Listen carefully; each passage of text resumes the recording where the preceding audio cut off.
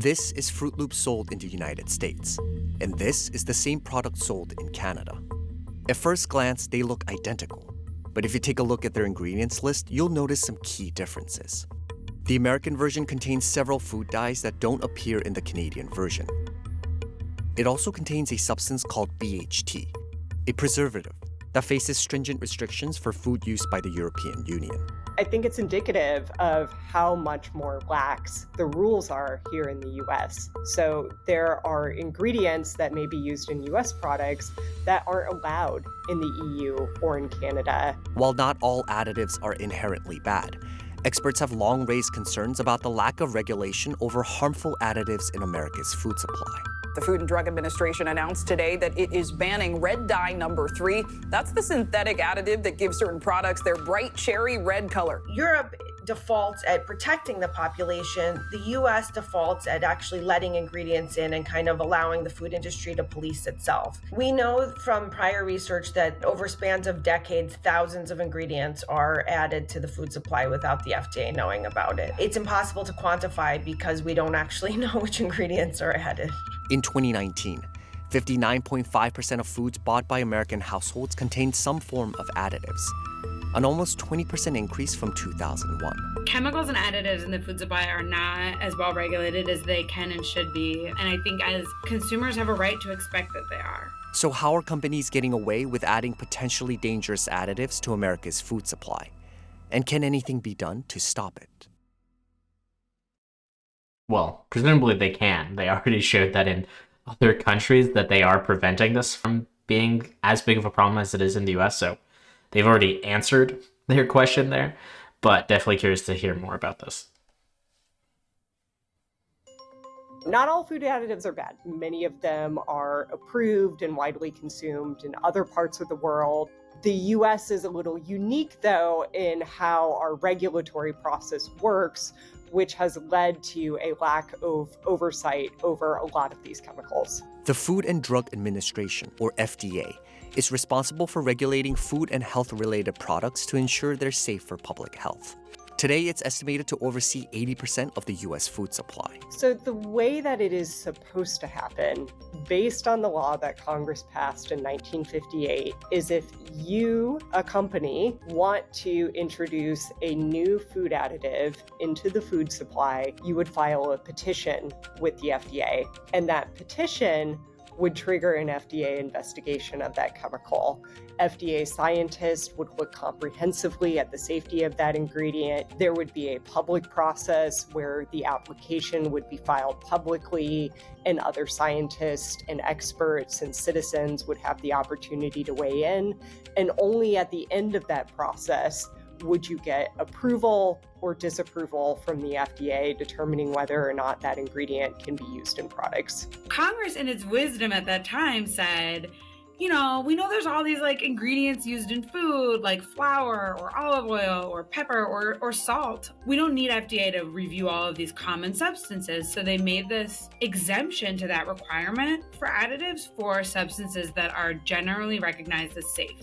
What we have seen over time is that companies are creating new ingredients, having their own scientists or hiring outside scientists to make their own determinations that an ingredient is safe. And then once they self-declare that their ingredient is safe, they don't have to go through that pre-market process. Between 2011 and 2021, only one new chemical went through the petition process for pre-market approval. Meanwhile, the vast majority of companies use the GRAS pathway to determine safety on their own. 756 new food additives have been introduced into the food supply through this loophole by the food and chemical industry between 2000 and 2021.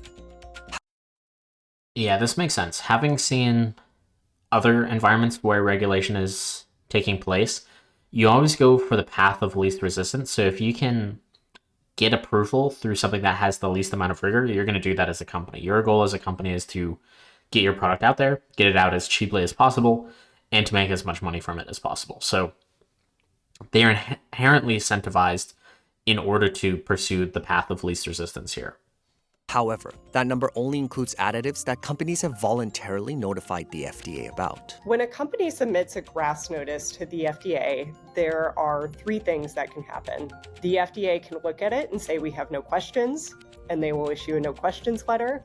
They can determine that your ingredient is not actually generally recognized as safe and make that statement. Or FDA scientists can start asking questions. And what typically happens when the FDA starts asking questions is the company can ask the FDA to stop their evaluation. They can withdraw their notice. I call this the take backsies provision.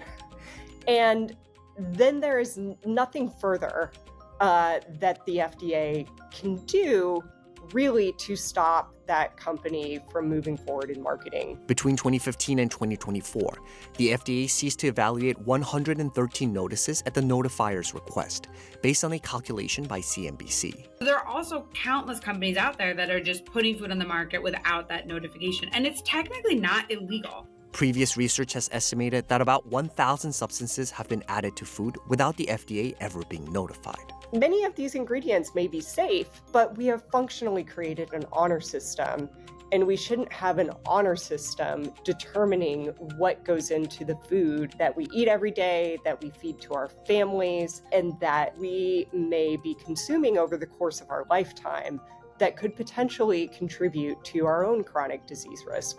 However, supporters of the food additive industry argue that GRAS ingredients are tested with the same rigor as additives that go through the pre-market approval process. The food industry is highly regulated, and the only way that food and ingredients can come into market is to follow the laws that are in place. Both processes require the exact same requirements. There's a plethora of scientific evidence needed to ensure that those ingredients are safe, reliable, and effective. As more additives enter the market, the global food additives industry has seen immense growth, with some research estimating that its market size could reach $106.8 billion by 2029. Food additives are what make food possible. There are additional benefits such as extended shelf life, consistency, longevity of products. Everything is very transparent. Actually, just want to double check where processes this require individual's background is. The food industry is highly regulated, and the only way that food... They are part of the International Food Additives Council. I'm not sure what that means. That sounds like one of those made-up groups that companies make to advocate for themselves or lobby for themselves, so a little suspicious. Could reach $106.8 billion by 2029. Food additives are what make food possible. There are additional benefits such as extended shelf life, consistency, longevity of products. Everything is very transparent. There's no cause for concern, and the last thing that we should be doing... I'm not sure what she's going to say next, but this is probably the most suspicious way of saying it. This is like, I'm not a crook, don't think about it.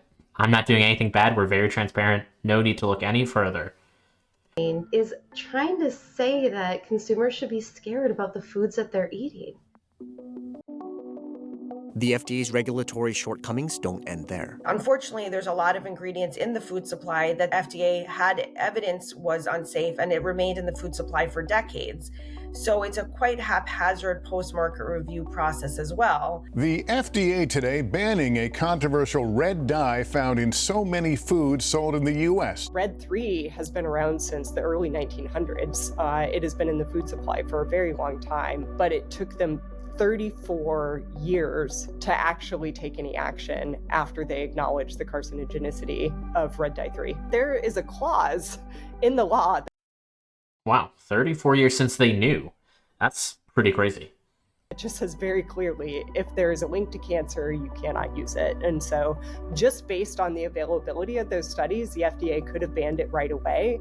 I think it just wasn't an agency priority. And the vast majority of chemicals in America's food supply haven't been reviewed for safety in decades, according to the Environmental Working Group. For example, EPA, which regulates pesticides or toxic substances, they have these regular cues where they're like, okay, everything needs to be reviewed again after 10 years, or every year we're going to have a list of 40 things we're going to review. There's not a process like that with FDA. In response to CNBC's request for comment, the FDA responded that it has issued a pause on mass communications and public appearances that are not directly related to emergencies or critical to preserving health during the transition to a new team. As the science is evolving and as more studies come out about particular chemicals, it just makes sense for the government to periodically look back and make sure that those chemicals are still safe. FDA shortcomings have real impact on consumers' health. In 2022, a food product from Daily Harvest caused sickness in hundreds of consumers. An internal investigation revealed the cause to be an ingredient known as tara flour. They were told by the manufacturer that tara flour was grass, but no one had ever notified FDA. But again, it wasn't illegal. Ultimately, it took the FDA almost 2 years to announce that tara flour does not meet GRAS standards in May 2024. I think there are a couple of problems. The most generous explanation to the FDA is that this part of the FDA is underfunded. Within the Food and Drug Administration, food program accounts for just 17% of the total budget, half as much as the budget for human drugs program. It's one of the areas where they don't get something called user fees. They get user fees from other areas that they regulate, not food. User fees refer to payments from manufacturing companies that help fund the FDA's operations. Nearly 69.2% of the budget for drug programs comes from user fees, compared. Wow, that's certainly a drastic difference, and it makes sense that the area that's getting the most funding is the one that's getting the most work. To just 1% for food programs. You also have typically over time seen more FDA leadership and commissioners come from a drug background and have a lot more leadership and experience with those products. As a result, sometimes the F in FDA is referred to as the silent F. Experts say the priority is closing the GRAS loophole. Make GRAS more transparent and remove secrecy from that equation so that the FDA actually knows what's in our food supply. I think FDA should be notified of all of them so they can be the one making the decision, like, is this the right pathway? And then at least knowing they're in the food supply, which would make post-market review much more efficient. And then we need to support the states that have really done a great job recently to step up and start banning ingredients of concern. And those state bans might be the most powerful political move. In 2023, California became the first state to ban 4 harmful chemicals and eventually 6 more dyes before some of them were banned at the federal level. California did a huge service to America by banning 4 ingredients that were already banned in Europe, because the food industry is not going to create new food just for California. It's one of the biggest economies in the world. The confirmation of RFK Jr. as the next health secretary could also bring meaningful change, given his outspoken stance on the dangers of chemicals in America's food supply. Should I be so privileged as to be confirmed, we will make sure our tax dollars support healthy foods. We will scrutinize the chemical additives to our food supply. As someone who has worked on this issue for a very long time, we welcome the national attention. We welcome the bipartisan interest in this issue. I certainly think there's no putting the genie back in the bottle. I think there's going to be this moment of urgency to make some of those changes. But until real changes are made, consumers who are concerned will be left to fend for themselves. One of the ways to avoid these type of industrial ingredients is to eat more whole foods, less industrially produced foods. I know, we all know that they are more expensive. And so that is a real problem, that it's not always easy to substitute. But there are things like the potato chip example, where you're picking a potato chip that's made out of just potatoes, oil, and salt versus one with 18 ingredients. So there are ways to minimize the ultra processing. I consume convenience foods, I buy packaged foods, and so we are all just doing the best that we can. And I think it's really important that the government do more to protect consumers so that the burden doesn't fall on consumers to have to make those choices themselves. Thank you for watching. If you've enjoyed what you've seen, please hit like or subscribe. I'll see you around.